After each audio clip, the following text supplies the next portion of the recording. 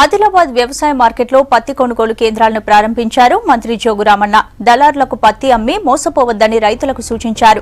CPI కేంద్రాల్లో అమ్మి లాభాలు పొందాలన్నారు. ప్రస్తుతం క్వింటాలు ధర 4800 పలుకుతుందన్నారు. తూకంలో మోసాలు జరగకుండా చూడాలని అధికారులను ఆదేశించారు.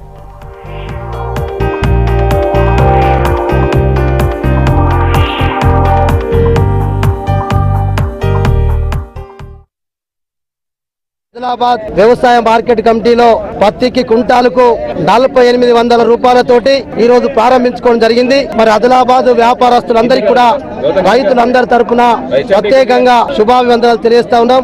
ఈ రోజు ప్రత్యేకంగా 12% మాయిశ్చర్ తర్వాతనే మళ్ళా ఎక్కువ ఉంటే మరి పాయింట్ వైజ్ అయితే గవర్నమెంట్ నామ్స్ ఉన్నాయో దాని ప్రకారంగా 12% తేమ దాటితేనే మరి దాన్ని కౌంట్లో తీసుకొని మరి కౌంట్ అయితే పాయింట్ వైజ్ కూడా కట్ చేయడం జరుగుతుందని చెప్పడం జరిగింది. అగ్రికల్చర్ మార్కెట్ కమిటీ నిర్ణయం అయిన తర్వాత ఇక్కడ ఎంత పర్సెంటేజ్ నిర్ణయం అవుతుందో ఆ పర్సెంటేజ్ ప్రకారంగానే జిన్నింగ్ ఫ్యాక్టరీ అయిన తర్వాత తక్కువ చేయాలని చెప్పి మనం చేస్తా ఉన్నాం. రైతులందరూ కూడా దీనికి సహకరించి రాబోయే రోజుల్లో మరి ఆదిలాబాద్ మార్కెట్ కమిటీలో మంచి ధరలు రావడానికి ప్రభుత్వం తరఫున